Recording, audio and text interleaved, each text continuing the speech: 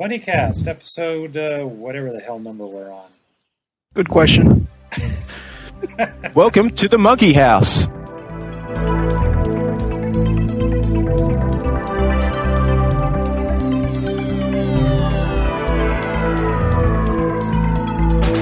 Sometimes the dreams come back and seem so real to me. The sky turns so cold and black. I'm scared of what I see, but I'm not afraid no more. You vanquished my fears. You gave me a reason to laugh and stole all my tears. Alrighty, welcome to the new and improved Bunnycast. I am your host, Dan Helennet, LeatherClad, aka Helennet. 2.0. 2.0, yes, upgraded from the previous version. I want to ask where the upgrades are. Joining us for this podcast are Lord Lomgren the Small. Say hello, Lomgren. Hello. And, of And course, he actually joined us at short notice too. yes, very short notice. Very We're talking about 15 minutes notice, maybe. very short Something like that. notice, yes. And A of tiny course- little bit of notice. An itty bitty notice. Just think we're robbing him with being close to certain people. His And- personal picks first. And of course, the jokester is Squato. No name, no title, no just a name. So, I'm an individual. okay, so Squato, before we jump into the discussion that you wanted to bring up about the news of the day, I wanted to put in a plug for our current sponsor, the web host that we are using for hosting the podcast. The wonderful people at Shastrix, who do many wonderful .com? things for us. Dot- .com. And no.au. Hey, you know what? That's fine by me. They have a .co.uk address as well, I think, and they're good for all your entertainment web hosting needs as well as all your mind control needs. Yes, master. We listen. That's correct. That's how it goes. Obey. Obey. Obey. Okay, you make me a cheese sandwich. Make it yourself. Pseudo make me a cheese sandwich. Oh, that's a Unix joke for you. I would explain it, but it would ruin it. It's not funny if I have to explain it. We all know that image. Okay, Thank you, Gilbert. Squato, why don't you go ahead about the Olympics? Yes, at the time of recording, it's now technically the third day of the Olympics. Technically the third day because Friday was actually the day it opened. And that was quite a spectacular opening ceremony, I have to say. For those that actually watched it, you will know exactly what I'm meaning with the scroll that they had going across there, the displays with Taekwondo. Well, yeah. And also the way they're all moving around with all different performances. I'm trying to be quick in remembering what they had there, but yeah, it's generally a good thing. And the aliens were quite impressive too. I have no idea what he's talking. Yes, Homer hasn't seen it yet. He's not paying too much attention to it. The other thing they've had is, I was going to point out, is how great the lighting of the torch was, or the cauldron. Overall, so it was a great opening ceremony. Not as good as Sydney. I still feel Sydney did it much better. It was much more balanced, but this one was more than entertaining. Much, much better than you saw with the Athens Games. And now it's the business end of the Games, and people are celebrating by trying to win gold. Australia hasn't of yet, so hopefully we'll just still beat New Zealand.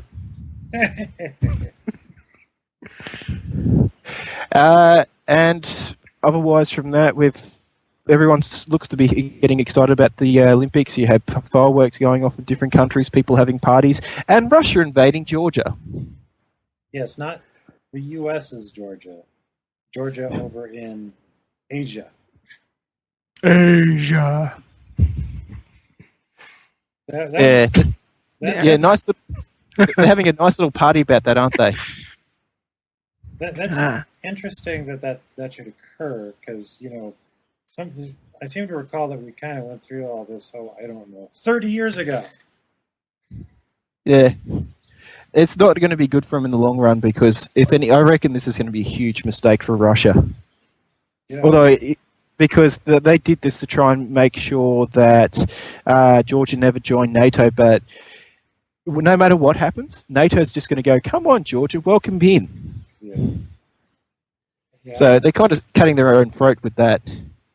Yeah. And with the U.S. ties, it doesn't help much Nah. situation at all. No, but it's going to. I will say this: it's going because they got the Olympics on. Really keep an eye out for when Georgia and Russia have to face off against each other at any point during the games, because they're going to be having some fun together. This is a Summer Olympics, right? What was that? This is a Summer Olympics, right? This tells you how much I paid. Yes, yeah, Okay. yeah. This is Summer Olympics. 2 years' time, Winter Olympics. Yeah. It's too bad it's not Winter Olympics right now because I'd love to see those two countries' teams go off in the hockey. So, well, you're speaking of that. When you just may remember with the Melbourne Olympics in '56, there was a really big fight that took place between, I think it was Czechoslovakia and the Russian border polo teams. And the reason for this is those two teams were put into the same group together. And the reason why there was the big fight is because there was some protests in Czechoslovakia at earlier in the year, which the Red Army brutally crushed. Hence, the Czechoslovakians were more than happy to be so kind to Russians. I think it was Czechoslovakia, it could have been Hungary, one of the two. But whatever the case, there was a good old fight between the two of them. Some country that Russia pissed off. That was part of the old Iron Curtain. Okay, before we get too far off into the discussion of politics, let's get to the meat of this particular podcast. Now, Squato, you kind of wanted to pilot things in the discussion, so go ahead. First off, I think it might be a good idea that we do a bit of, you can say a little bit about what you've been doing since the last one of these we've done. Since the last official audio podcast.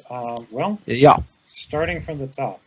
Let's see, I got a full-time position at Apple. I now work as what's called a Genius Administrator, where basically I work behind the scenes and make sure that all the case management gets done, all the parts get handled for all the Genius Bar appointments. And Squato, if you haven't been to an Apple store, you now have no excuse. There's 2 locations in Australia now. I know. Sydney is one. Thing is, I live in Wollongong. That means not a lot to me. It means about 2 hours train ride. Yes, train drive. I get to drive the train up to Sydney. That makes it worth it, man. It's got all those twisty bends. Yay, let's go fast. In addition to the job with the Apple Store, those of you who have been following even just a little bit on the forums will note the thread where I was keeping everybody updated about the birth of my daughter. And that's been occupying quite a bit of time for me. Mm-hmm. She can wear you out a lot. My wife is in the background chuckling. I'm thinking you've been passed on quite a fair few jobs. Yeah. To let someone sleep.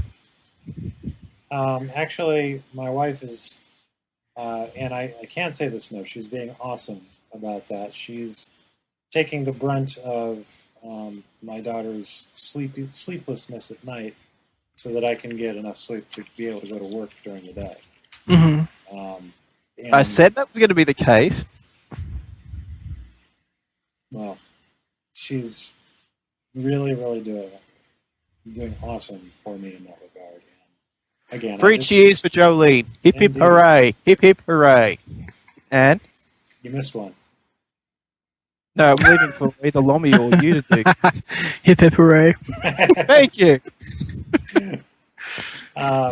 Okay, so yeah, my little girl is really occupying a lot of my time. And of course, if you want to see pictures of her, which we are continuously taking many pictures of my daughter, I do have a web gallery up. If you go to, and I'll try to throw a link in the show notes for today. If you go to, I believe it's gallery.me.com/Helennet, that should take you to my web galleries, and you'll be able to select Freya Joy McFarland, the absolute joy of my life. Can you pass me? Oh, I won't interrupt your wife then. Sorry. Julian, I couldn't hear you because I've got my headset on. My website for details on the birth and everything. Jolene has a blog that apparently she's maintaining more than I was aware of.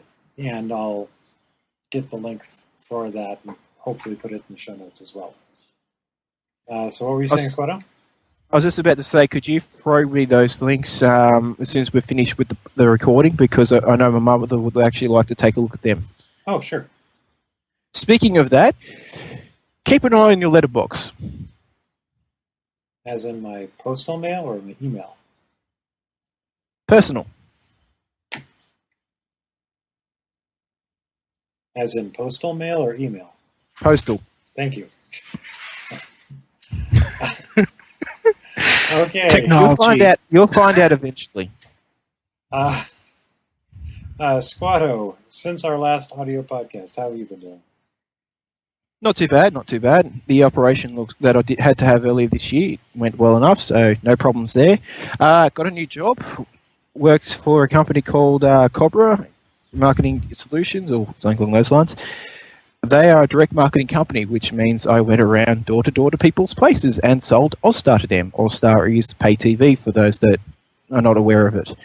It was actually quite a fun job, and I got a lot of experience and met a lot of different and very interesting people, including on my first day when someone, what was it they did?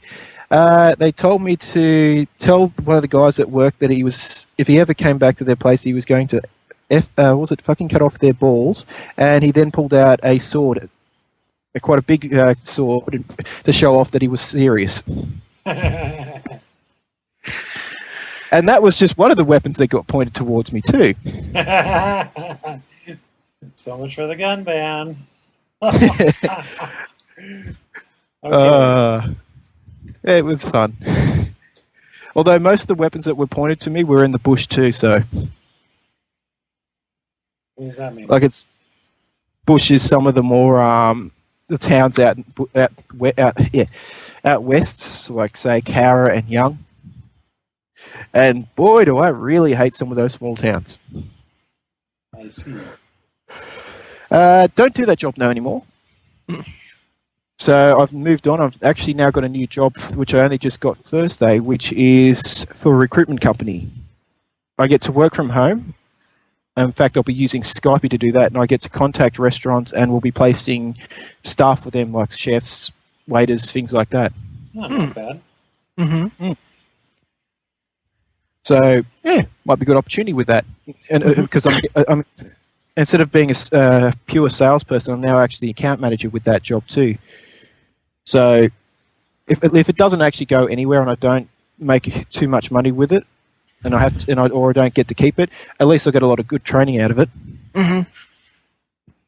Yeah, something good to put on your resume too. Yeah. Oh yeah, because that's the good thing about doing the door-to-door sales. Because if they come up, I actually had this one of the interviews was like, "Oh well, what's this? You did direct marketing? Oh, I did door-to-door sales. Really? You had to do door-to-door sales? In the States. Wow." Yes. And people will pity you and say, "Here, have a better job."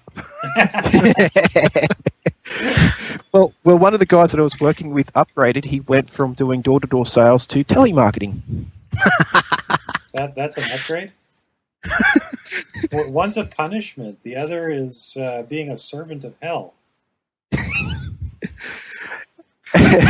Well, I at least wouldn't want to be I a telemarketer because you would have Bun Bun coming after you. Sluggy Freelance reference if you don't get it. I know. I had a mate of mine actually did telemarketing for a short while. He's like, must be clean, have to be clean. Okay, so what about Lomi? What about for yourself? You should be giving a quick little rundown for yourself, I think. Well, since I haven't been on here before, What? Right now. That's impossible. Sorry, no, that's impossible. That's impossible. well, at least I'm employed right now, even though it's doing work in the kitchen stuff, unfortunately. But I do have somewhat good I'll get you a better news. job now. I'm working on it. I've got an interview Monday, Sweet. so we'll see how that one pans out. But I've just been doing the normal stuff, checking the Mayhem side of the forums for the most part, Second Life, work, and lots of work. Yes, Lami, it seems that there are those who have the opinion that Second Life is nothing but a lot of porn. What's your opinion of that? Was it just meant to be furry porn, or is that changed these days? There is so much stuff to do in Second Life that it is not funny. You can just go there and chat with friends. It's like a 3D chat room, if you want to look at it that way. You can find vehicles to fly, race, drive around in. You can explore, find stuff that people have built. Like there's stuff based off Babylon 5, Transformers, steampunk, which is a genre that imagine the Victorian era with high technology using steam. Just go read Girl Days if you don't know what steampunk is. Yeah, Girl Genius is a good Or example Steam of a webcomic. Or I think it's Steam Boy was the anime. I've heard of it, I haven't seen it. But Flawed, there's- but actually quite interesting. That's the only review you'll get. But there's so much that you can do in Second Life. I build a lot of things in script there, doing crazy stuff, testing the limits of Second Life. For example, I have a grappling hook that I've built, and it's... If you want to do it, you can probably find it in Second Life. Or just annoy Lummy enough that he'll give it to you.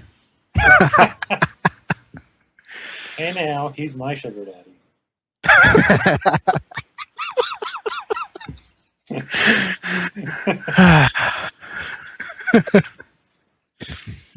But yes, it is possible to make your living in Second Life too. There are people who have done that. One way is renting out land for people to live on. Other things are like if you have an extremely popular avatar or clothing line, people actually make thousands of dollars a month in Second Life. So there's the business aspect. Actually, has the closing line like in Second Life, but in real life, they actually make those same designs. That's one business model. Mm-hmm. But it is possible to make money there, but you really need to have the right product put in the right place at the right time and be the right people wanting to get it.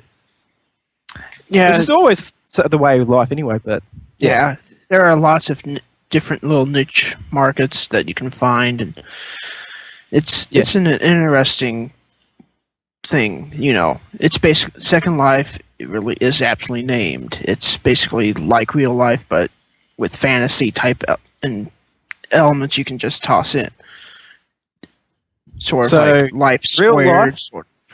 So real life, all real life, more fantasy, twice as boring. Depends on how you go about it. You can just joking about that anyway. But it's very different from a lot of the MMOs of nowadays because they're pretty much just turning into clones of World of Warcraft nowadays. Yeah, but Second Life Some people call it a social MMO, but it's not really a game. it's not. You can find games in it. You know, there are people who made chess, checkers, combat. I'm not. Worlds of Checkers. What? The new MMO sweeping the internet. But you can find, like I said, you literally can find pretty much anything you want to in Second Life because somebody out there has made it. For example, people might be familiar with Macross and Robotech. You can find stuff based off of that in there. In fact, I have an avatar that's a transforming Veritech. Yeah, it's the transforming part that I think is the coolest. You know what I'm saying? Yes, it actually goes between the 3 different modes and can look like it's landed. So, you know, you can find that kind of stuff in there. Or if you want, there's a sim based off the Transformers movie that was out last summer, and you could find avatars based off the movie there. And one thing, business and government is starting to get into Second Life a lot more than it used to. Government? Explain that. Big one. Brother is watching you. You want to know how I got my current interview? How did you get your current interview? The state where I live in had a in Second Life job fair. Really? And so they put out their information on their site that they have for the internet, and so I started looking through the state government information website and putting out resumes, and I now have an interview Monday because of it. That is fascinating. I didn't Mhm. know that was going on. Yes. That's cool. Second Life is an extremely good meeting place. You know, you don't have to travel from home to go anywhere to wherever you're going. You know, you can sit at home and have a physical presence there in Second Life and attend a job fair like that, or you know, businesses can hold meetings that way too. And you don't They have could, to but- worry. You don't have to worry about actually getting dressed. You had to put that aspect in, didn't you? Of course I did. Now remember what Helennet really sounds like. For that last comment? It's like, yeah, see the image of Helennet. Hello, girls. I could do my Dr. Claw impression. Please do. Ah, y'all. Please do. next time. Well, that's actually pretty good. Well, you just made me think of something I would like to make a point of later on, but I'll wait for it. I'll wait for later. But what you were saying about with the with Second Life, with getting jobs and things like that, there, I know this is actually may remember something from what MI6 did is they put ads in other games, like say I think it was Counter-Strike or things like that, and it was just on billboards or there's something little. It was some little weird detail which they put into it, and it was there for people that would go around and hack into it and find what it was, and in the end they found out it was a job offer, and it was purely put there so that people could actually get those that had the skills to do that, could actually apply for it if they wanted to. Interesting. That's a really cool way to do it. Yes. Okay, so let's move on. We're spending a little too much time on this particular subject. Squato, what's the next thing you wanted to bring up? Because he's organized. Yes, I am. That's why I was sort of scrabbling around with the paper because I had it right in front of my face anyway. Well, we had the Comic Con. I know that was a minor little event which no one really cares about, so we can move on from that because no one wants to hear about that, do they?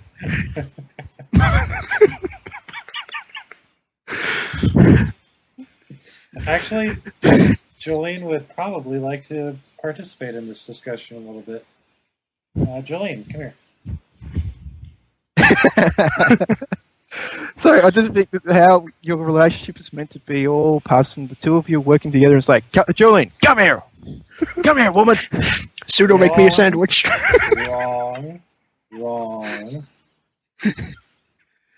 Don't worry, she'll be hammering him later. Severely hammering him. Yeah, you wish. Okay.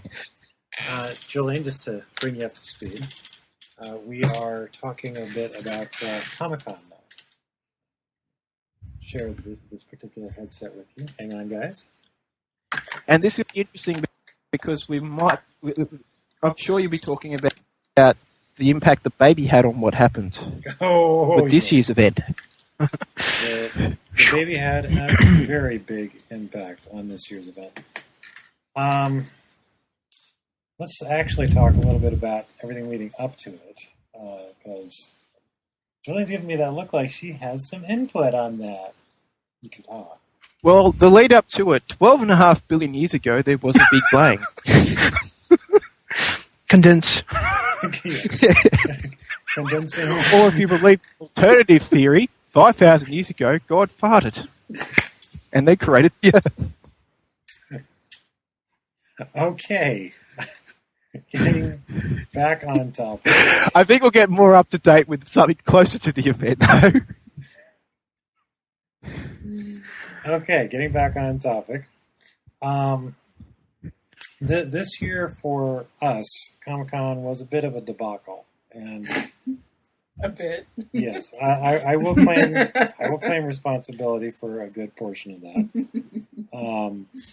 I make no claim of responsibility for the traffic conditions or any of the rest, but I think all things considered, it went actually pretty well. Probably better than could have been expected under the circumstances. To start with, several people were invited, and the intention that I had at the time of issuing the invitations was to have a van to do all the major transportation. That didn't work out. For a variety of reasons, part of which was Jolene had to wind up going into the hospital to deliver the baby instead of the home birth which we had planned, and that blasted through all the money that might have been used for the van and other things. So that just wound up not working. Also, there was just a matter of the sheer number of people that wound up staying here at a place that What number was it? We had all told. See, I think on one night we had 4 people. Staying here at our place? Yeah, No, 3. AP had to stay one night. Right? Yeah, but one of the others stayed at the... Oh, yeah. So it was for one night, yeah. Yeah, and 4 people trying to squeeze into one room, which doubles as an office and the place where a lot of stuff is stored. So and for those that would like to actually see, I'm just guessing you had Freyla in her own room. Actually, Freya has been staying in our room, and that's actually kind of how I think we all like it, because it makes Freya very convenient when she starts fussing and screaming in the middle of the night. Yeah. So Jolene just hops up and takes care of it. That's going to be. I'm probably thinking that'll be the case for the time being, but one of these days you'll be moving to her own room. Yeah, and another thing was that I was planning on having the second bedroom, at least having the floor cleared so people with sleeping bags could just spread out a sleeping bag in a second room. That didn't wind up happening either. Again, partially due to the way the whole birth wound up taking place. Well, and also how Chris managed his time with chores and stuff too. And work, and the baby. Yeah. And everything that happened. Anyway, well, we had started planning for this, not the hospital stuff, but for this before Christmas. So, anyway. Actually, some of this planning's been taking place since last Comic-Con. Yeah. So that could have been worked on much earlier than was anyway. Emma? So, anyways, moving on from the stuff that I'd rather not talk about any further. When everybody got here, all the volunteer status and staff status that I had worked to set up, what hadn't happened, and nobody except my wife and I had any sort of access to the Comic-Con, and since all registrations for everything had closed at least a month beforehand, that meant that unless something was worked out, nobody else was getting into the con, and they would have made it all this way for nothing. Fortunately, we got it worked out for a couple guys. They wound up doing just the comp badge thing, where they got the 4-day pass and got in for free, and for the rest, we got them in as staff for the masquerade. Mm-hmm. And the general consensus was that everybody really liked being staff for masquerade. Who was actually on Masquerade? Is that a problem to ask? No, that's fine. Are you talking about my crew or all told? The ones that the people on the bunnies that people, well, bunnies and watchers, if they were actually helping in this, those that would be worth noting about. No watchers were part of the masquerade staff, but the masquerade staff consisted of myself, AP, Killerfish, Troy, and Jake R. So AP did actually go. Yes, AP was indeed here. In fact, he was in charge of the Bunny Suite. And let's talk a little bit about the Bunny Suite. Part of the planning for this year was to actually get a hotel room very close to the convention center. And it just so happened, when I started working at the Apple Store, I found out that I work with the son of one of the owners of the Hard Rock Hotel, which is literally right across the street from the convention center. Convenient. Very. And there was a little bit of confusion about that. The son of the owners, he didn't realize how big a deal Comic-Con was. So he kind of put off the arranging of the room until pretty much the last minute. But he had given me his word, so he was good to his word. And I thought that was awesome of him. He took some heat from his parents, but he arranged it. And it really worked out, because if it weren't for the fact that he was the son of the owner, we would not have gotten in. Mm-hmm. Sony Computer and Online Entertainment booked the entire hotel for their staff and guests. Yeah. So we really made out. You think there might have been something important going on? So yeah, we really made out on that. And as soon as AP got into town, we got into the Bunny Suite. He was in charge of it. And he would have ran that like with an iron paw.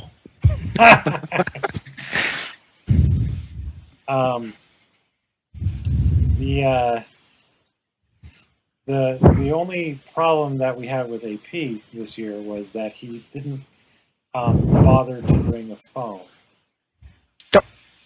Dear. That would work in the States. He brought his Canadian service cell phone, but apparently his Canadian cell provider doesn't have any partnerships with anybody In the San Diego area. In the San Diego area, yeah, exactly. So he was completely out of communication for a good chunk of the time, which caused problems during the BunnyCon portion of the convention this year. On Tuesday, when it came time to go up to Boomers to meet all of the watchers, which brings us back to the things that actually happened for BunnyCon, which of course started Monday, putting it ahead of the Comic-Con schedule. Monday, and just after the WatchCon, I believe. I'm sorry? Wasn't that just after the WatchCon? No, they started theirs up on Saturday, and they continued through Wednesday. Yeah. So we started later, but the But the convention, two merged it together anyway. The convention, that's it. I wouldn't say it merged. It more of met, touched, brushed, Yeah. if you will. Yeah. So on Monday evening, the bunnies went to see The Dark Knight. Unfortunately, having to leave Jillian at home, but she got to see The Dark Knight this last weekend. She was very happy about that. We'll do the review of that later, just a minor little marker there to remember. Okay. And that's a movie I still haven't gotten to see yet. Okay, so we'll try not to spoil Spoilerific! it. Yay! Let's see. Batman's in it. Jolene! Gosh. You ruined it all! No! I'm so cruel. Jeez, now you might as well tell them the Joker's in it. Actually, because it's a Joker, I know it's wrong laugh. Can't do his laugh. Heath Ledger, you maniac! You did such a good performance. Indeed. Yes, but if Jolene, because you actually saw it too, I think it might be a good idea to bring you in for the review with that too. Okay, Is that a problem with you? No problem at all. let's do it Perfect. right after the Comic-Con wrap-up. Yeah. Okay, so all the bunnies agreed. Fantastic film. Fantastic. I mean, absolutely wonderful. Okay, so Monday, that was the big event on Monday. And, of course, we had bunnies, and when bunnies get together, stuff blows up. No. We had some fun. We hung around, we talked, we visited a store or two. Troy got himself his sword, which he left here. Don't. Sword? Yes. Sword? How big a sword? About the length of the average man's forearm. It looks like Sting from Lord of the Rings. And makes hacking and swinging noises when you move it. And it's plastic. It's plastic. Aha. What I think is funny is when you remember before I said they had that little incident where the guy pulled the sword at me when I was doing the door-to-door job? Because it was a katana, Troy's reaction was, oh god, they have to have a sword. Whoop-de-doo. And then when I found out he got a sword there, I'm thinking exactly that comment.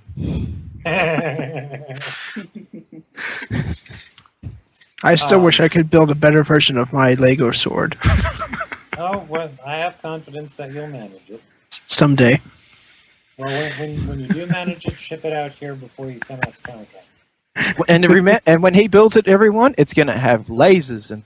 Yes! Yes! All I want is a freaking shark with a freaking laser on its head.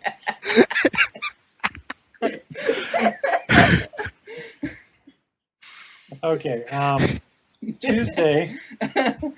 You get slightly distracted. Yes. This is nothing compared to how it was. Welcome to the monkey house, I said. No, Point, point. Shiny. Point.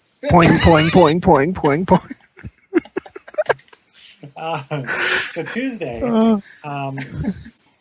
we were making an effort to go and meet the Watchers, but AP didn't have his phone. So when we got to the hotel, and Troy decided to take a shower at the last second, which, that's understandable because nobody wants a stinky Troy. Yes. Oh, yes, I know how beautiful that musky scent is that comes from him. It's not like I spent 10 days on a freaking cruise with him. And Jake came down from the hotel room with Troy in tow to inform us that AP had gone for a walk. And didn't know where he was. And he had no phone, and no walkie-talkie, and no way of getting a hold of him. You could try smoke signals. So we drove around looking for him for the better part of an hour, and eventually found him wandering near the hotel, just wondering what was going on, carrying a gallon of orange juice. Oh. Okay, I know you're talking about the Bunnycon here just at the moment, but you just made me remember so many instances that took place when I was doing the door-to-door job. Is because they're given an area, you're meant to walk there, you're meant to knock on those people's doors, and if they get a sale, they're meant to phone it through. That means you've got to have a mobile with you. Now, what do you think happens when the person's in an area by themselves, and this could be about, we'll say about several blocks in size, and when they're there, their phone dies? No sales?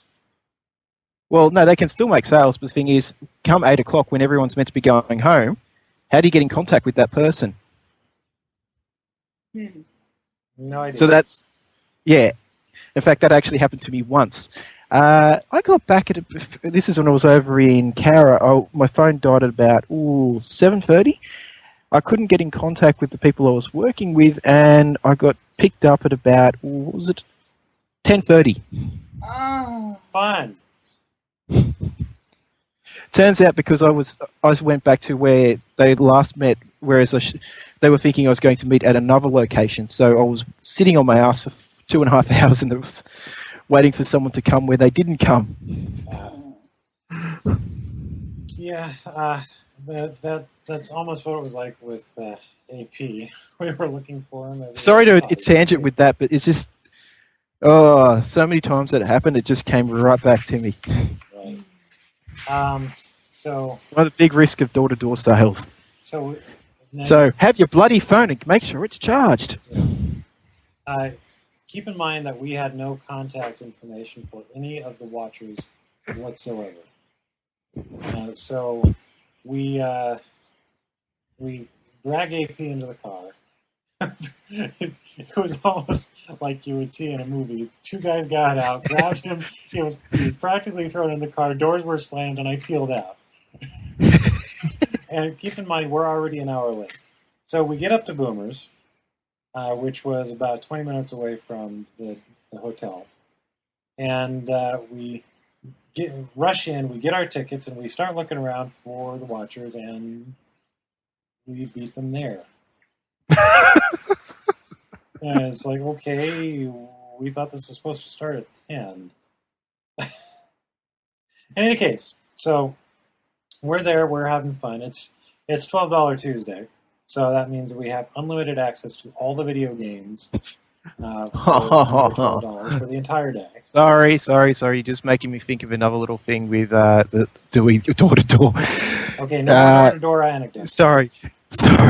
You just, so many of these things make me think of doing that job. Remember, we're roasting in our apartment. I know.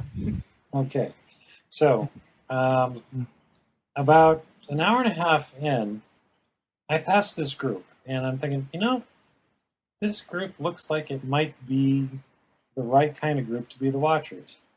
But by the time that thought finishes formulating, they've turned a corner, so I rush after them, and they've disappeared again. And finally, I meet up with the rest of the group, and one of them says, I think I just saw the watchers. Well, I think I saw the watchers too. So we finally managed to meet up. And I've got some good video footage that I'm hoping to get up on the net soon of Robin getting his backside handed to him by his fellow watchers on bumper boats. And for those unfamiliar with bumper boats, they are essentially... Corona power's worth nothing then, it seems. Beg your pardon? Creator power is worth nothing, it seems. No, creator power is worth nothing in that situation. Bumper boats are small, round boats. They have a tiny little, very low power motor and a little squirt gun on the front. And you're in this big, almost Olympic-sized pool, and you're puttering around, and you can point your little water gun at somebody and shoot them. Now, the stream is not huge, but it's enough that if you've got, say, 4 streams pointed straight at you, it can soak you pretty well. So the bunnies watched that for a little bit, and the bunnies were all going to pile in to the boats after the watchers were done, and have our own little enjoyable time on the boats. We were all ready to do that when about 2 minutes before the watchers were done, Troy took off to join another group of watchers that hadn't long opted to participate in the boats. And we're thinking, okay, well, he'll be back. He said he'd be back, right? He's coming back. He never came back. So since there was another family that was really anxious about making sure they all got into the boats, all together, we opted to duck out of the line, and we never did make it onto the bumper boats that day.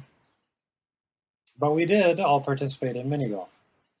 And you'll have to ask the watchers who won at the mini golf. It wasn't me. But I would wager that Robin Place ranked pretty highly because he kept getting holes in one on mini golf. That's like against a universal law or something. You know how he's been practicing, don't you? He's been watching Happy Gilmore a lot. Well, you didn't punch Oh, anybody out. speaking of with the games and that, did you get to see Knight actually get to play on Dance Dance Revolution? Yes, I did. How was that performance? He's good. He's quite good. Unfortunately, I caught the tail end when he was really tired. So up until the point where he just said, "Oh, I can't do it anymore," he was really good. But he kind of, on the one that I was watching, he had obviously been doing it for a while because he had gotten an audience. But on the one I was watching, he had to give up halfway through because he just exhausted himself. Mm-hmm. I've seen video footage of him before. He's more than impressive. Yeah. When he really gets into it, I should say. So we had a lot of fun there. The bunnies had a pizza. The watchers got their own individual things. And since it was a very hot day and we were all out on the mini golf course, the ices were very popular, especially amongst the bunnies from overseas. Now, I think that was Tuesday, and it was very hot. Yeah, I think that was the day it snowed in Sydney. No, I'm not joking. That actually happened. It snowed in Sydney a couple of weeks back. I believe First time since 1836. Wow. Lomgren, you know what an icy is, right? It's like a Slurpee. Yeah. Squato, do you have any real idea what an icy is? Yeah. Icy. I know what they're called. What they are. They have sold here. We've got other things that are similar to that also, but Icy's the main one. Okay. And that's ICEE. Yes, very good. Yep, I think they're Australian made. Yay! I can't remember if Troy had ever had one before, but I know that Jake had not, and I don't think Killerfish had ever had one. Jake didn't even know what the heck they were. I've had them before because they used to be so great to have when you were a kid. And you know what? When it's like 80, 90 degrees and you're standing in the hot sun, they're still really great. 89 degrees. What does that equate to? No idea. Probably around 25 to 30. Oh, okay, that's not too warm. I'd have to double check. Let's see. Handy dandy Google here. There you go. 90 F2C 32. Yeah, I don't even know what the humidity index was that day. Basically, everybody was really, really, really sweating hot. Mm-hmm. And the mini golf was outdoors, of course. And I don't know what it is about San Diego sun, but it's like hotter. Even though the temperature will read one thing, Jolene, I know it's not hot compared to Phoenix. Yes, stop giving me that look. That's not what that look's all about. I've survived 122 in the shade without air conditioning. But it's a dry heat. Okay, you try living in an oven. I went there for a week. That was enough. You know, fried your eyebrows off. He was gonna roll down the window for some cool air. He rolls down the window. This dry oven heat just blasts in his face. Okay, my own little flashback here. We just got married. We're going. Actually, we had been married for a year. No, this was right. We were going to the reception. Oh, I You thought know. this was the one when we were No. getting picked up by the bus Yeah. station. So, okay, so we're going. This is my first trip to Arizona ever. We're going there for a reception in Arizona before we go on our honeymoon. And it's been a good 3 hours since we left San Diego. We're in the middle of the desert, and it's my first time driving through the desert too. I've only ever flown over them, and it's getting pretty hot in this van that we're driving. And I say, you know what? I'm going to roll down the window. It's getting hot. And I swear to you, it was like in the movies where, they go into that slow motion. No! I put my hand on the crank. No! I start turning. No! And immediately roll it back up because it was so hot. It's like against the laws of nature to have the wind be that freaking hot. Okay. I don't know whether to make a joke about America being different than the rest of the world, or if it's just the desert joke at that point. Yeah. And no one's laughing, so yay! I killed the conversation. So on Wednesday, Now you're laughing. we kind of did the pre-registration thing. Wednesday was the meeting, right? I went to my meeting. Wednesday, Julian had a meeting, so we kind of hung out at the Bunny Suite, had some Subway sandwiches, good times all around, and then we went to preview night. So we got into preview night. We kind of wandered around the floor a little bit. Julian, you want to tell us the highlights of preview night for you? Well, for preview night, mostly what I did is I went to the floor for a little bit. Freya was being quiet, so I was feeling like maybe I could wander about. I took the stroller back to near the back of the convention center on the first floor, which was the exhibit hall. And there was a place there, a store that was selling lots of Cthulhu and Munchkin stuff. I don't know if everyone's familiar with Cthulhu. Good deal. They are? Okay. You're also familiar with Munchkin. Oh, okay. Munchkin. Yes, I love Munchkin. I got my very own Munchkin die, and it has a bonus against zombies. Sweet. So, yes. But anyway, I saw this little tiny plushie of Cthulhu, and I put it next to Freya and took a picture and sent it out to a lot of our friends saying, stay safe. Anyway, and so I got my very own guy that day, so I was very excited. I love Munchkin. Well, actually, if you want to get a good little a so-called cute shot with Freyla, once you get that little plushy alien with face hugger. I wanted that. I want that so bad. I have seen that. Oh my goodness, so cute. Someone actually told me to go back to that same store because they had Baby's First Cthulhu and Baby's First Mythos books. And I went back to look at them, and they were sold out. Dang, I wanted to see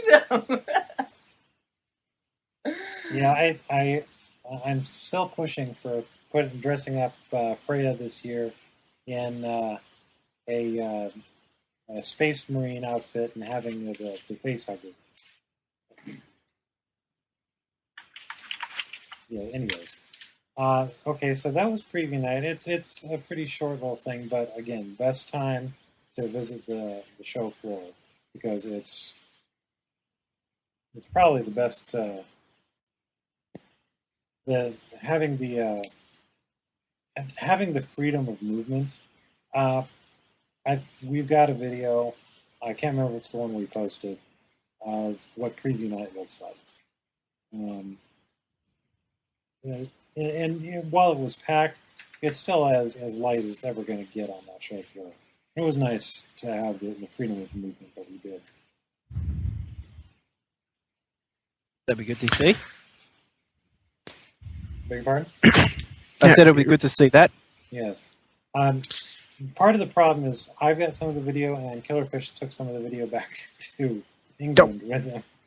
So I've got to figure out what I've got and get it posted. Mm-hmm. Okay, so let's see. Thursday.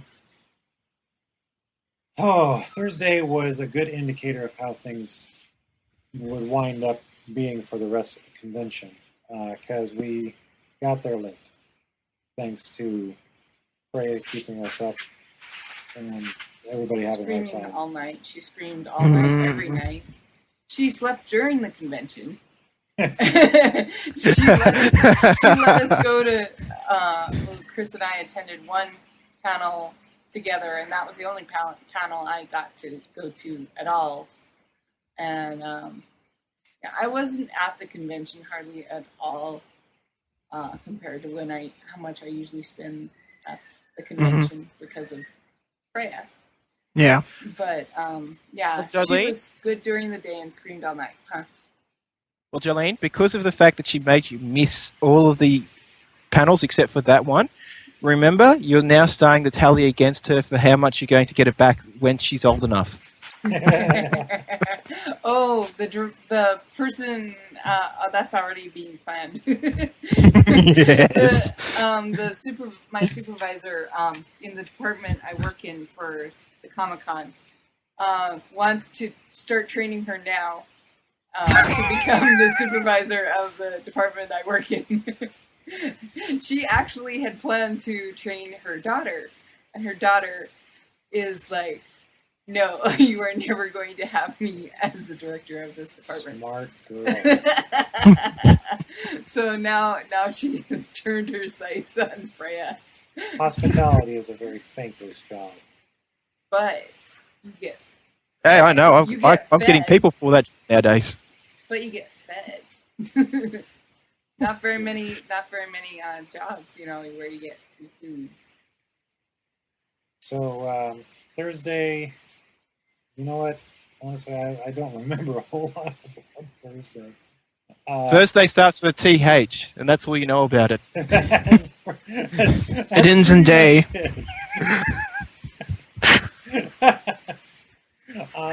What all happened Thursday? For me, Thursday and Friday, most of the day was spent in the con suite working, getting things ready, like for lunches and for when people would come into the con suite later on. It's like snacks and pop and stuff like that. I think I could hear someone in the background then. Did we wake up? Oh, someone out on the street is being loud. Really loud. Yeah. It almost sounded like Freyla was making a sound. No, No. that's somebody out on the street. Freya's dead. Ah. Yeah. You'll know when she's awake. Yeah. I'm sure we'll find out in one of these podcasts. Yeah. Well, the Bunnycast. But anyway, I didn't get to really do much of anything until Saturday, and Saturday was really the only day I did anything. And I didn't do much on that day either. But I did. Saturday was the day we went to the Bones panel. I don't know if you know the show Bones. Yeah. It's like CSI, kind of. That requires knowledge of CSI, dear. Okay. It is a forensic type investigative TV show. How's that? Explain forensic. Forensic. The scientific use of things to find out who did it. Of things. It's the type of shows that teach you how to kill people. Yeah. How to kill people Not and leave for not get trash. caught. Anyway, so we got sneak peeks on there, and there were some of the stars from the show. And they were Did they have Angel there? Yeah. Yeah. The guy who was Angel in like Buffy and Angel. Yeah. Is that who you're talking about? Yeah, that's what you said. Yeah. He was there. Someone said, "Oh," and he sounded like he was really drunk because he was like really animated. I think he was just really animated. That's actually how he is normally. But yeah, there were other actors and the creators of the show there. And right after that, I went to get Eric Estrada's autograph and Lindsay Wagner's autograph. And for those who don't know who those people are, Lindsay Wagner was the Bionic Woman in the Bionic Woman live show. And That makes it so simple to work out now. Eric Estrada was one of the stars in an American TV show called Chips, which was about two motorcycle cops from California Highway Patrol. Yeah, Yeah. Exactly. Eric Estrada was the cute Hispanic-looking one, if you ever see it. I know they've tried to bring that back a couple of times. That show. Yeah. Well, and also Ironically, minor little tangent for those nerds that care. And one of the times they did try to bring it back, it didn't happen because the funding which would have gone towards that show was put towards making Firefly. Really? Yeah. More worthwhile shows. Too bad just... Anyways. Yeah. We've discussed this. Okay. I am looking at the schedule for Thursday, and it prompted me to remember that Killerfish and I did go to the Doctor Who panel, which was quite entertaining. Unfortunately, the Doctor was not there. Which one? There's 10. I know there's 10. Technically, there's more, but there's 10 we care about, even if most of them are dead. Okay. But they're timeless. Some of them come might back. have been there, but maybe you didn't see them. Could have been the Daleks there. Yeah, no Daleks. Ah, what a rip. Oh, yes, and also on Thursday was the Wizard's First Rule panel, which Killerfish managed to record a lot of. Those of you who are unfamiliar with Wizard's First Rule, Wizard's First Rule was a book written by Terry Goodkind. Is a book written by Terry Goodkind. It's very thick, but very good. And very gory. Microphone's here. That really gives a great impression of what the story's about. It's a big Pulitzer book. Prize! It doesn't have many pictures in it. No. This is not for your little show. No, it's not for little kids. I mean, I would say it's not even for me. And I read it, and there were some parts I'm like, oh my gosh, when will it end? That's not even the bloodiest it gets in the series. Oh, that's sick. Oh. Okay, so Wizard's First Rule. The title Wizard's First Rule alludes to there's 12 rules that govern the practice of magic in this world that Terry Goodkind has made. And the first rule is people are stupid. Yay! Since I've read that first book, I have been looking around and by gum, that's absolutely right. There's a whole list of the rules, I think, on Wikipedia. Go look it up. The reason for the panel was convened was because Robert Tappert and Sam Raimi and Kenneth Biller are working with Terry Goodkind to bring Wizard's First Rule and hopefully other books in the Sword of Truth series to the small screen as a series called... what did they decide to call it? Legend of the Seeker. Thank you, Legend of the Seeker. How did you know that? You weren't there. It's called Google. He's a nerd.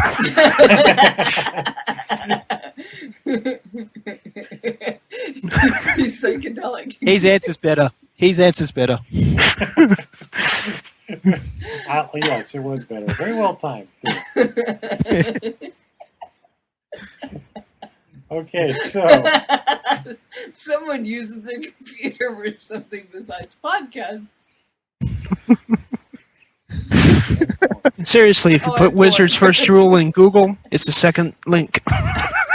Makes sense. For those of you unfamiliar with the names that I listed off, Robert Tapert is one of the producers that was in charge of Xena Warrior Princess. Kenneth Biller worked on Star Trek Voyager, and Sam Raimi is responsible for Spider-Man. So the unholy trilogy then. Good enough. Julian stepped away from the microphone for a minute, but you wanted me to remind people that Sam Raimi is the guy who played Joxer in Xena Warrior Princess. Hey, Interesting. what he I know he produced it. Did not know he was actually in it. Yeah, he was actually in it. In my opinion, as awesome as Xena is and as cool as Gabrielle is, Joxer is one of the better characters of that series. He really should have had more screen time. You're funny you're saying about with Xena. Because I got with Ozstar nowadays, they got the Sci-Fi Network on that. I've been sort of rewatching some of the old Xenas, and man, were there some really crappy things they did on that. Isn't she Australian? Oh, New Zealand just went to war with you. She's Kiwi. Speaking of that, I really, really love her in Battlestar Galactica. She's so evil, it's great. Yeah, you know what? I still haven't watched much of that show. I've seen all of, I think, 45 minutes of the last episode of last season. You've seen more than I have. Oh, in that case, because you've seen that, I can sort of say what the spoiler is. Did you see them come to Earth then? Yes. Earth in ruins. Yes. Mm-hmm. And it was funny that where we saw it at the house of the lady who's the secretary for the Comic-Con.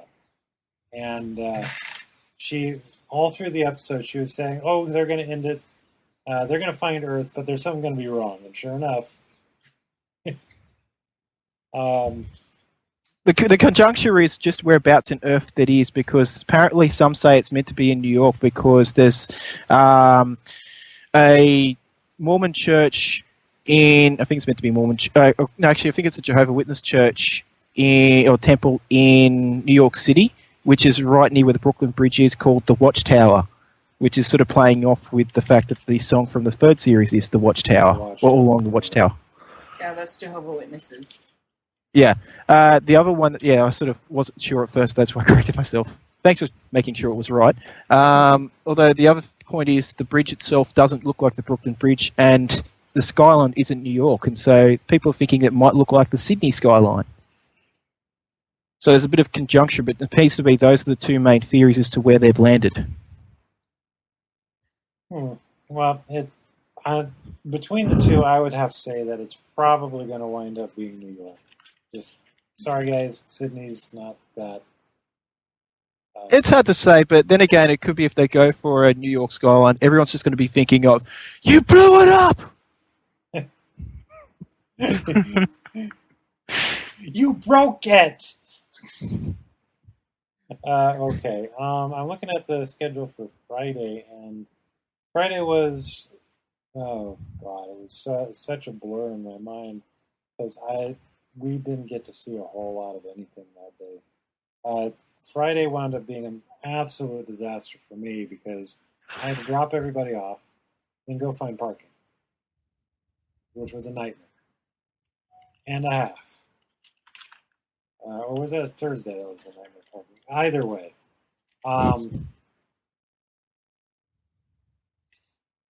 no, that was Thursday. That was the nightmare. Friday, I'll get to the parking in a minute, but Friday it was just a total blur for me. I think, let's see, there was one thing I think that we did. Okay. Aha, yes. Go ahead, dear. Oh, I just remembered something that happened on Thursday for me that I was like really excited about. there was something on the exhibitor floor that I had noticed last year, and I was hoping they would come this year again. And it's a place called giantmicrobes.com, and it is a very cool site. They sell plushie toys that are replicas of microbes. I myself have mad cow disease, Ebola, chickenpox, algae, and bread yeast. Oh, and Freya has her very own leukocyte, which is a white blood cell. So I was sort of hoping you said you got her the AIDS plushie because then you could say she got AIDS. they actually do have that. They have all sorts of STDs. They have mononucleosis is also known as the kissing disease, and that plushie toy has long eyelashes. Flesh-eating strep has a knife and a fork. Which my grandmother actually had that. Mad cow disease has Jersey spots. They're very fun, and they just came out with a new parasite that they especially created for Comic-Con, and that was tribbles, and they jiggle and purr as well as being plushy. Yeah, it was funny. It was so funny. Last year when we went, we saw that they had a booth, and we're oh, that's great. How much stock did you bring? And they said, oh, just what we have here. Oh, you're going to run out. And they said, oh, no, we're just going to show people what we have, see if there's any interest. I think next year you need to bring a whole bunch of people and a lot more stock. And they decided on Saturday to start selling their stock that they had there. They were sold out before 5. Which means that they have a lot to do on Sunday. So this year they brought a lot more people and a lot more stock. So it was quite good. And then right after I was wandering around there, I wandered into another area of the floor where I saw the Stargate. And it looked like an active Stargate. Like it had the swirling and everything. But in front of the Stargate, I kid you not, it was the Star Trek original series characters. It was so good. I even got a picture of it. It is so classy. Yeah, it was the actors for the new Star Trek that's gonna come out, dressed in their characters, and they totally look like, Spock looks like Spock. Captain Kirk looks like Captain Kirk. And they were standing posed in front of the Stargate, and every now and then they would change their position. So, because lots of fans are just snapping pictures right and left. Jolene, can you please make sure that Homer has that put up on the Mayhem, or at least somewhere on one of the EGS forums, because I really would like to see how that gets photoshopped. And that's your artist challenge this week. Okay, the big highlight for the bunnies attending this year's Comic-Con was when we went to see the worst cartoons ever. And these were How many of them are American?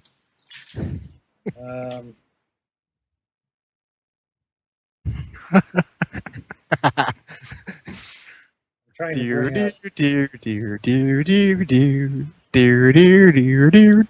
Mr. Weisenheimer, how many of your movies have ever been nominated for Oscars or Emmys? Huh?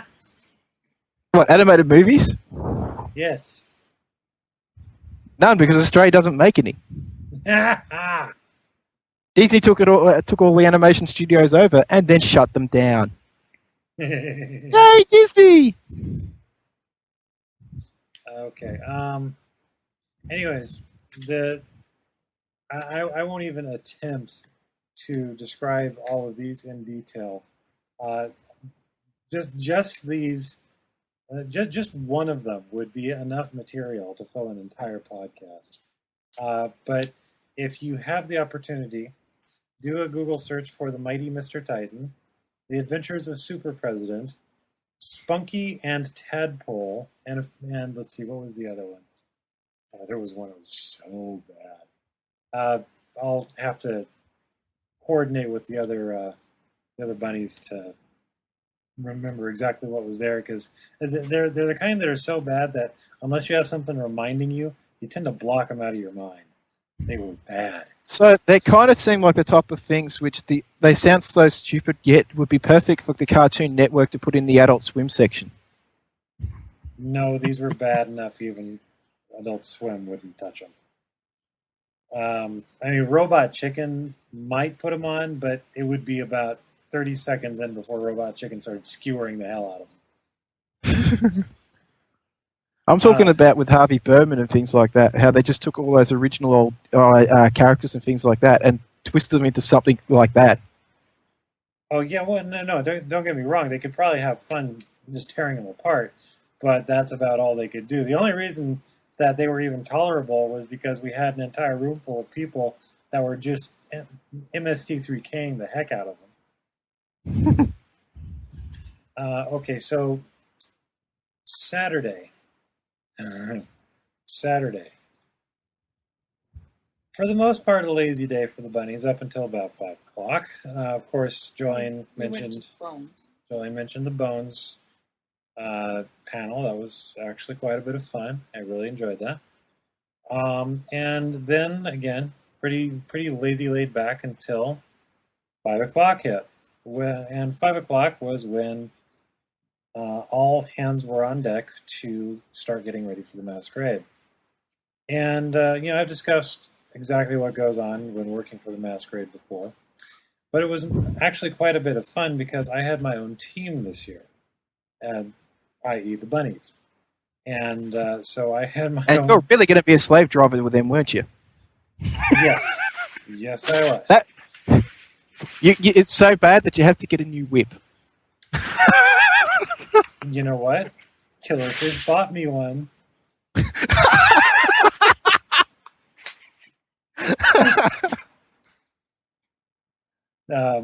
He cares. Yes, That's he all. does.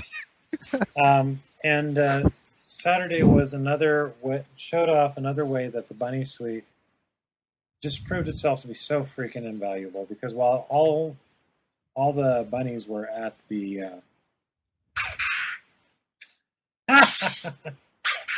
I don't know if you can hear it, but Jolene is making lip noises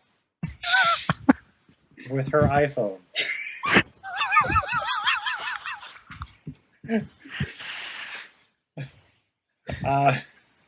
So while all the bunnies were at the masquerade, either watching or participating backstage, Jolene was able to take Freya to the bunny suite. No, I was at the con suite. Are you at the con suite? Or are you at the bunny suite? I was there. You met me there. Okay. No. Yeah, I was there a long time. It was after the on masquerade. Saturday. Yeah, you met me there. Okay. Other than the fact that we got home safe, I don't remember much after the masquerade ended. Well, the option was there if Jolene got too tired and wasn't able to stay at the con suite. The bunny suite was available, and actually, she used the bunny suite quite a bit during the convention when she needed to just have a place to take Freya to get away from the crowds. That's going to be important for someone that young. Yeah, it is, and it was absolutely a lifesaver in that regard. And I'm so glad we managed to arrange it this year. Sunday, again, generally a pretty laid back day. We didn't do a whole lot. We played Munchkin. Yes, we played Bunchkin. Killerfish, Jolene and I started a game. Then Troy, Jake, and AP started a game. Zephyron, I think, had already headed back. Yeah. I shouldn't say it was totally laid back, because due to a snafu with the hotel, we had to get everybody out. And basically, we just piled everything into the car and parked the car at a free spot, because Sunday's free parking at all parking meters in San Diego. But yeah, other than the hecticness of the morning, it was a pretty laid back day. So that was pretty much our Comic-Con experience. But there's one more thing I wanted to mention. In addition to the bunnies who were knighted this year, we gave out an honorary knighthood to a gentleman who embodied the spirit of what we are trying to promote for the order. On Friday morning, Thursday was the nightmare parking. It's all coming back to me now. I had to park. He's having his damn flashback. Yes. I had to park so far. Julian, stop playing with the iPhone. Charlie, there were water parks everywhere. That's another South Park reference. Obviously. So we, Killerfish and I decided that we just weren't going to try to fight parking. We were going to find an actual paid parking spot. So we went to the Midway Museum. The Midway is an aircraft carrier, World War II era, which is now in service as a museum, an actual floating museum that sits in San Diego Bay. And of course, it's got a dedicated parking lot on the pier right next to where it's docked. Just a second. Keep talking. I just need to be interrupted with something. Alrighty. And Killerfish and I found, the parking lot was nearly empty, which was great because we didn't have to fight for a spot. And the cool part was, it was only like a 5-10 minute walk away from the convention center. Mm-hmm. And so we had this practically undiscovered parking lot. We drove up to the booth to where we were going to be paying for the parking, and we noticed the sign didn't say anything about event parking, which was a major problem at all the parking structures nearer to the convention center, because they were all charging at least 2 to 3 times as much as the usual rates, just because it was Comic-Con. As you do. Yes. And so we rolled up to the window, and the guy said, "You here to see the Midway?" And we said, "No, sir, we're actually here to park for the Comic-Con." He said, "Oh, I'll tell you what. I'll only charge you $7, and the usual rate for a 24-hour parking was $12. I'll only charge you $7 today, and if you come back here tomorrow, I will only charge you $5. So basically, we got $24 worth of parking for $12. We essentially paid half price, just because this guy loved Comic-Con as well, and he knew exactly where we were going and why we were parking where we were parking. So he was really awesome. So we gave him an honorary knighthood. He is Sir Wesley of the Awesome and Win. And he's going to be entered into the roles of the honorary knighthood as soon as I get the site back up and running at full capacity. Julian, general. Hey, I got a knighthood from this bunch of freaks off the internet, Margaret. Julian, what were your general impressions of Comic-Con? Very, very tiring, even more than usual. Yeah. To say the least. That's about what we took from Comic-Con this year. Gosh. It was, yeah. Well, you're 30 going on 50. That's what it feels like. Yeah. Yeah. Okay, so that's enough about Comic-Con. We've talked quite a bit about it. Let's talk about Batman. I'm sure we'll get some more talking out of it when we get some more of the reports from other people that did go to this year's one, Yes. like Troy. I know he would like to actually. Well, I've talked to him. He seems like he'd be interested in doing a bit of a feedback about it when he's free. Right. I do know this will be the only one he'll be attending because he's said he's seen enough of this to get a lifetime interest out of it. Yes, we've already got. Jake is already planning on coming next year. Of course, Killerfish is coming next year. I'd like to come, but I still don't know how my situation's going to be. What did I tell you, Lomgren? It's intention. Just say it's going to happen and it will happen. Squato, We'll discuss it later with myself. I'm interested in going, but I've got to see how this job works out. Yeah, I'm sure it'll be evened out by next year. If this works out, I should have more than enough money to actually go over. In fact, possibly even buy a house over there. That's not a joke. Well, if that's the case, then you're paying for the bunny suite next year. Just buy the hotel. Which is the best hotel over there? I would highly recommend the Marriott because you're right next door to the convention center, and you're in the same hotel with, let's see, the con suite, the movie suite, and the gaming suite. Is that one that allows you to actually order beer even when you're in the toilet? I don't know. I would never know because I've never. So. That's what I need to find out. Actually, the reason why I'm saying that is because when I was doing the door-to-door job, they had a conference for some of the people that, like the owners and that. They went down to this event which was in Melbourne, and they stayed at the best hotel in the country. It's a 6-star hotel, and apparently you could even order beer in the toilet, which is they've got a button there you can press and it will get delivered to you. Okay. What is with Australians and beer? Don't answer that. Okay, so let's see. Oh yes. Okay, Dark Knight. 4 bunnies who don't know yet, and the word may not have gotten out yet. If you're coming to Comic-Con next year, for the purposes of being part of BunnyCon, which will again start on Monday and go through Wednesday, and join with Comic-Con, number 1, you will have to pre-register. Number 2, we are getting at least 1 hotel room for the Bunny Suite. Probably multiple hotel rooms because Jolene and I are not going to be staying at home.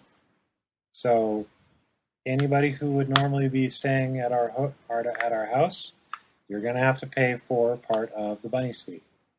Well, I wasn't planning on much of anyone coming next year to our place. That's why they're paying for the Bunny Suite. Yeah, I mean, Killerfish is going to be here, but I think that's it. Well, he's the only one coming here for a certain period of time, as far as I know. So, yes, people are paying for Bunny Suites if they're going to be staying here for BunnyCon next year. I will be looking into prices for that, and I'll be posting that information as soon as I have it. So, part of that means that you're going to have to register, and you're probably going to have to prepay. And I cannot guarantee that the prepayment is going to be refundable if you don't actually come. So save up, book your flight early, and register early. I think that's about what I've got to say about that. Jolene, you?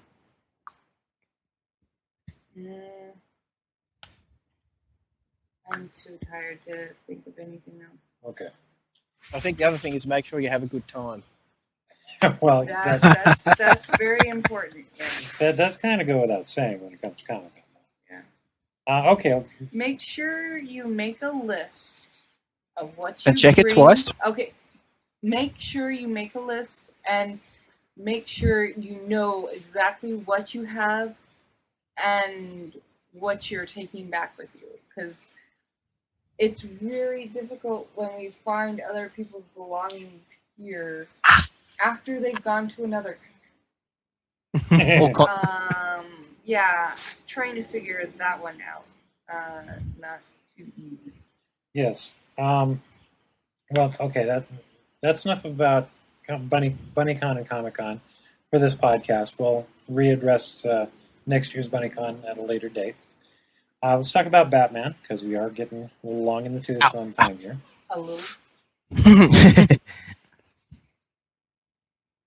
Squato, this is your baby. What do you want to talk about? Okay, so we've got the film is out, the big one at the moment, and since we've got Jolene here, I think it might be all right to, if it's not a problem with her, to have her make her comments first. Sure. Fine. Okay. Well, I really liked it. Very surprising, some of the stuff that comes up in it, especially some of the stunts that's performed.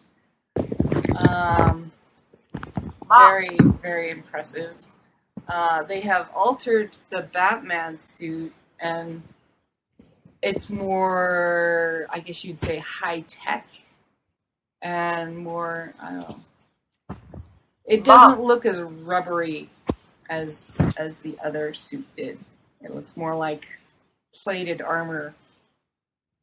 So, very cool. I was very impressed with it. Why Yeah. so serious?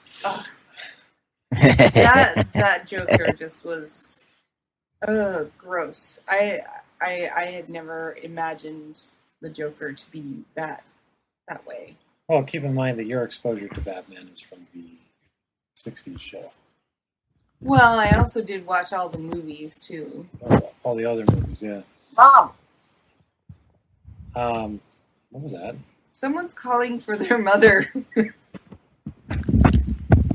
That would be me, because I was intending to actually get her in as an alternative review too, but she's not in at the moment, so her chance to shine is gone.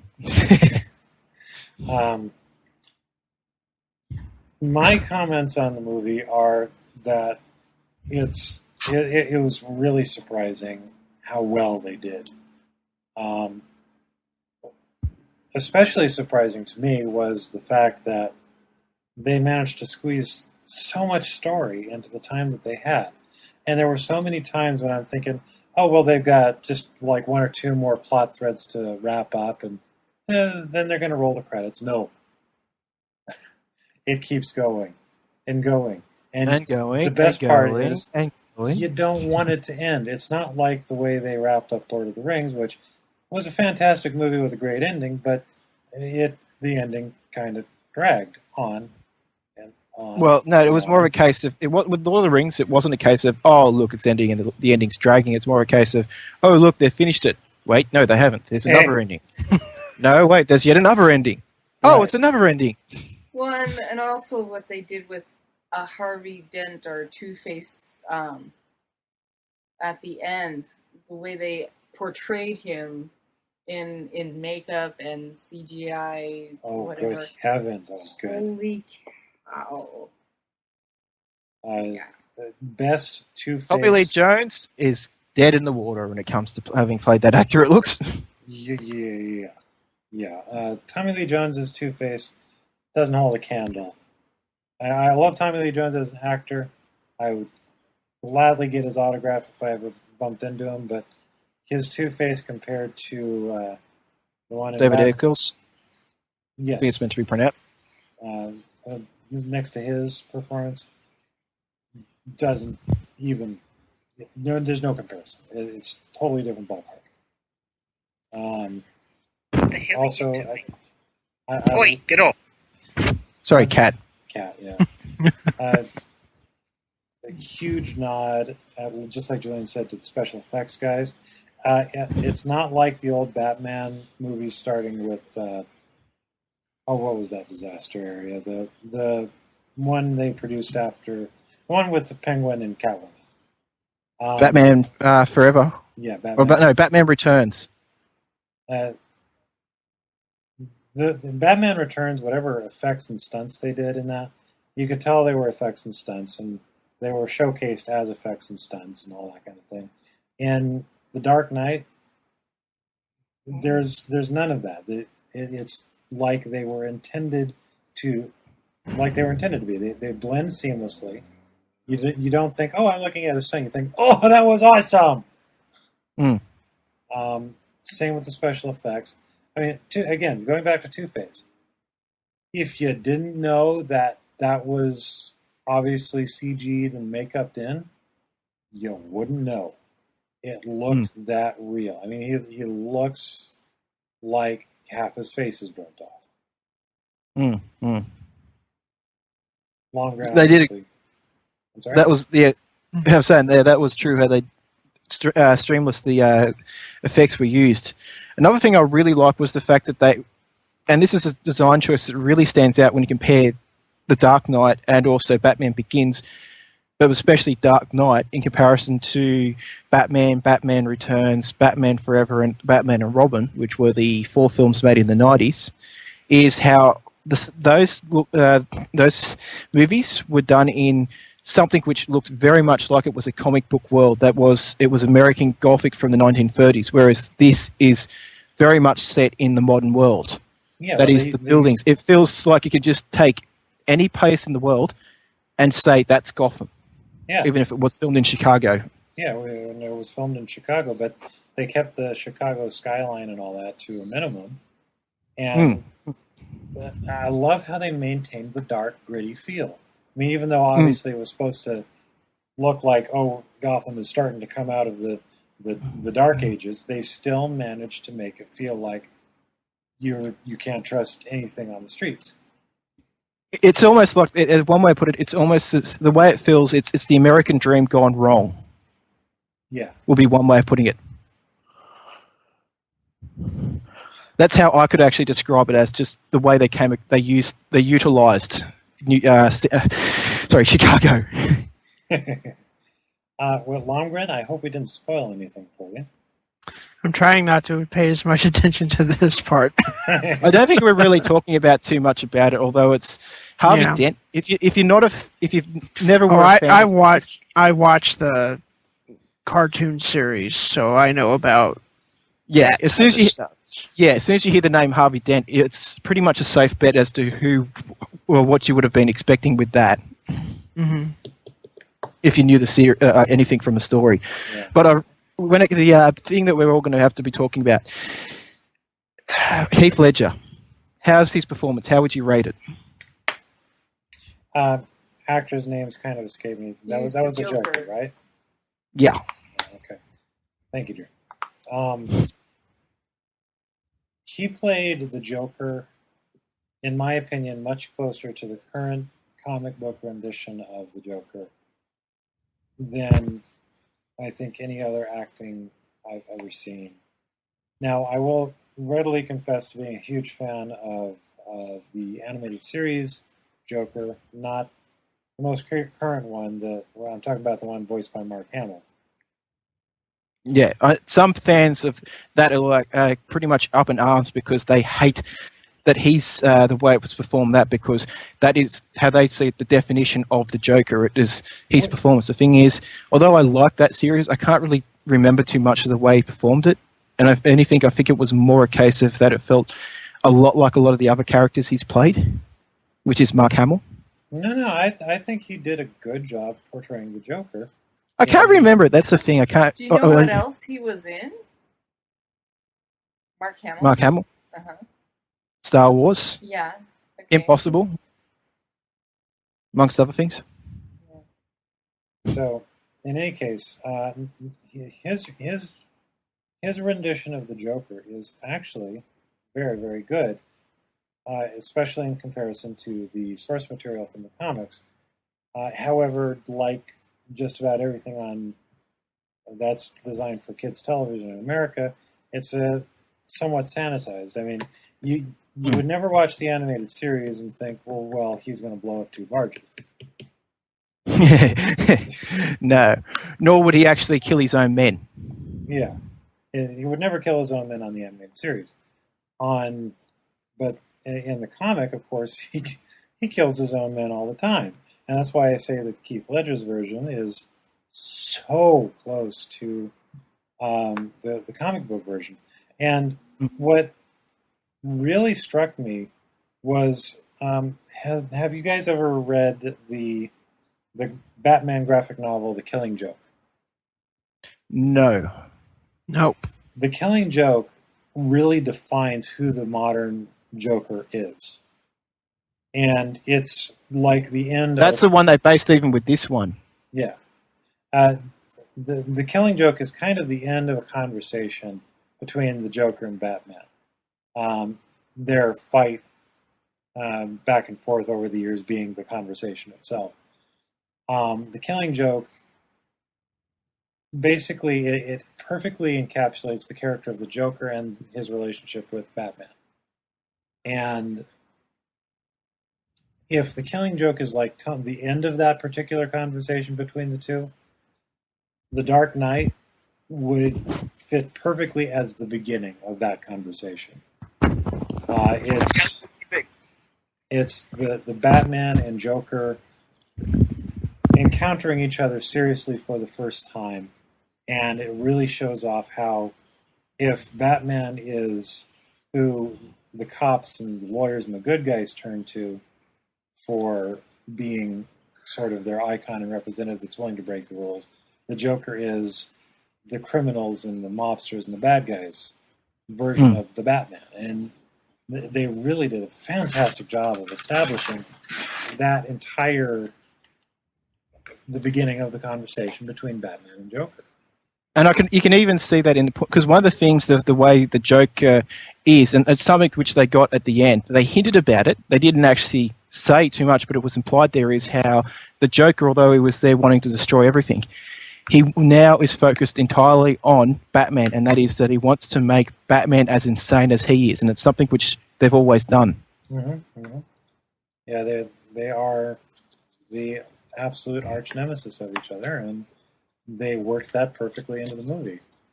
And one other thing that is awesome about what they did in the movie that I don't think the animated series or the first Batman movie of the 90s or the old 60s show ever managed to figure out about the comic version of the Joker is that the Joker, whatever his plans are, if they need to change on the fly, he can change them on the fly, and it still works because his plans are so loose. And which is why I really loved Heath Ledger's version of the Joker. Is he's such a quandary. In one hand, he stands for chaos and destruction and everything along those lines, but he's also someone that plans everything. He plans to fail, as it were. Yeah. Which is that if something goes wrong, he's always got something there to fall back on. Mm-hmm, mm-hmm. So he's doing both at once. I think, are we done talking about Batman? Might come back to it. Oh, wait. Just a second. One quick thing. You reckon he should win an Oscar, Heath, with that performance? Posthumous Oscar? Yeah. What about Jolene? I don't know.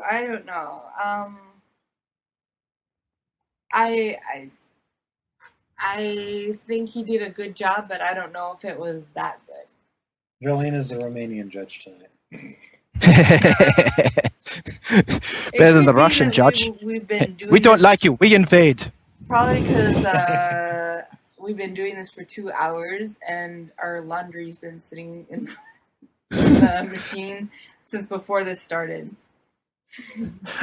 Well, because it's warm over there. It's been drying. It's getting close to midnight as well, and I usually don't get enough sleep. Yes. So.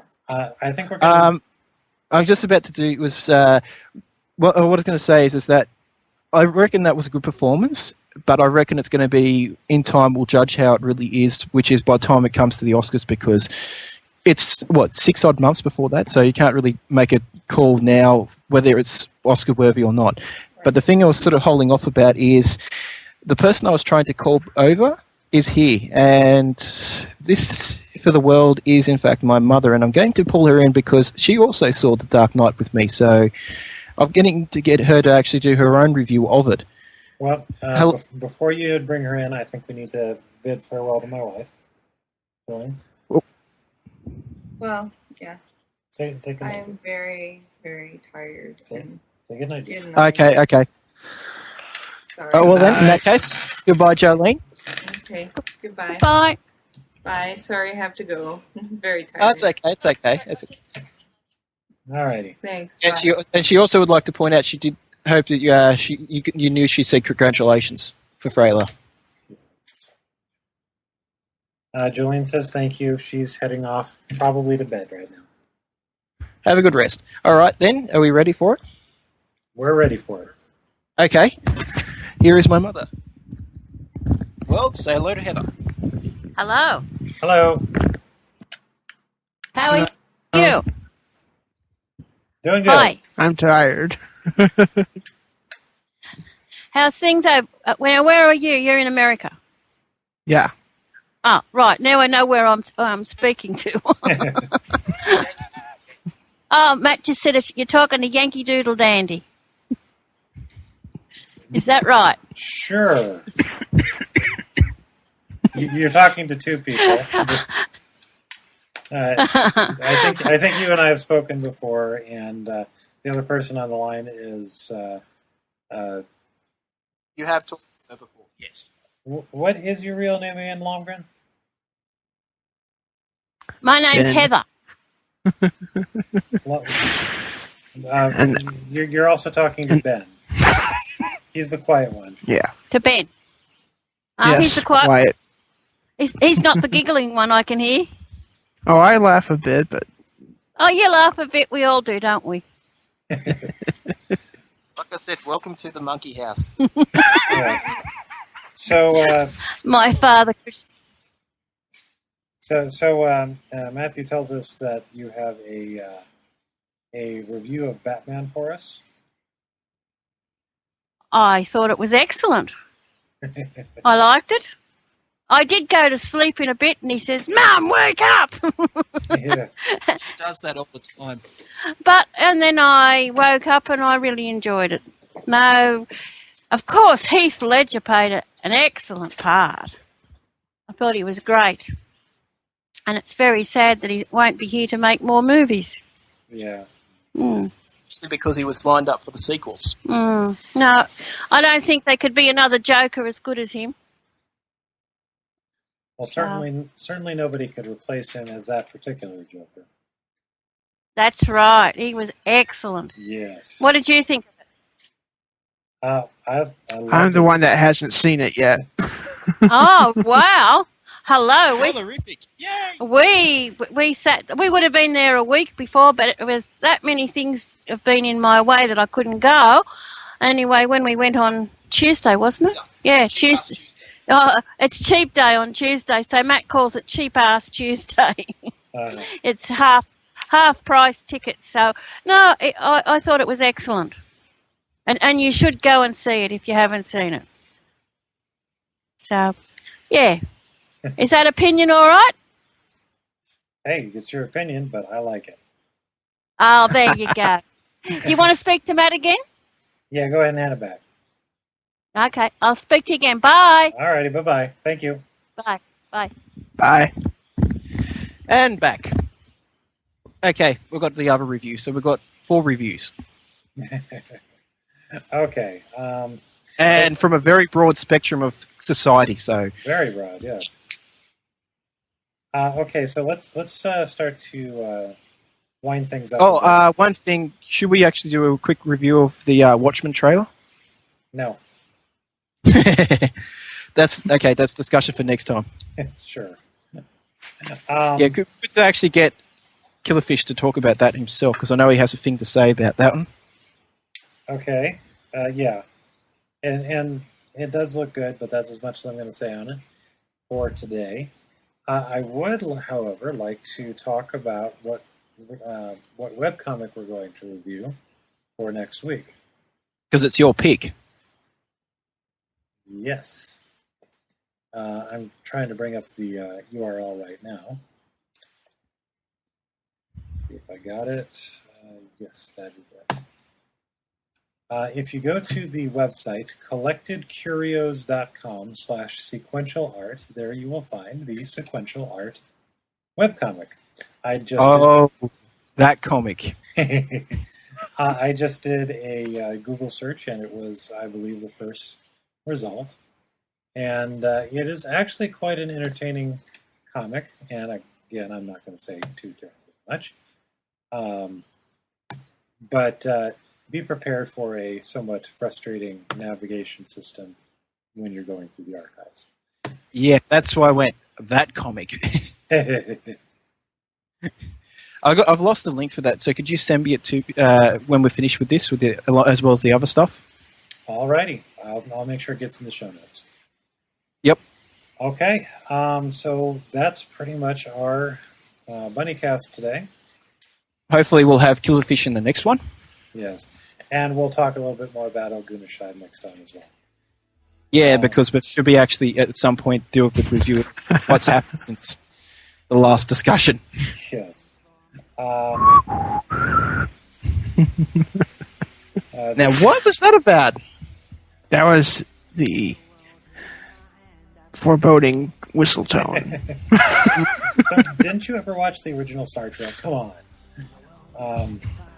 Okay, this has been... No, I know there was a black and white kiss on there with the sexual undertones. Oh, yes. Well, this has been Dame Helennet the LeatherClad, and let's all say... Great. We've got the city crickets. Anyways, okay. Also, the city crickets in their humpies, eh? Yes. Solid gold. With the big doof at the back. This has been Dame Helennet the LeatherClad.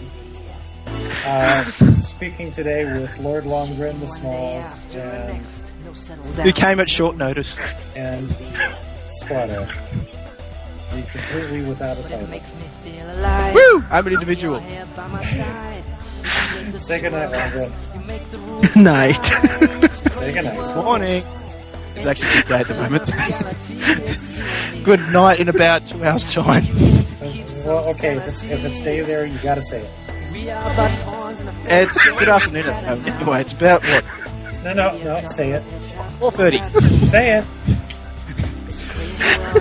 Good morning. Good night, everybody. Good day. Good day, mate.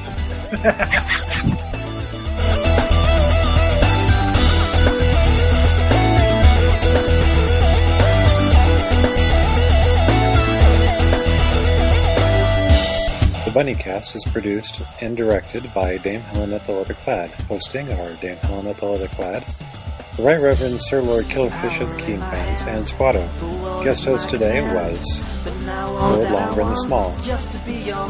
Algunashide and all other named properties are property of their respective owners.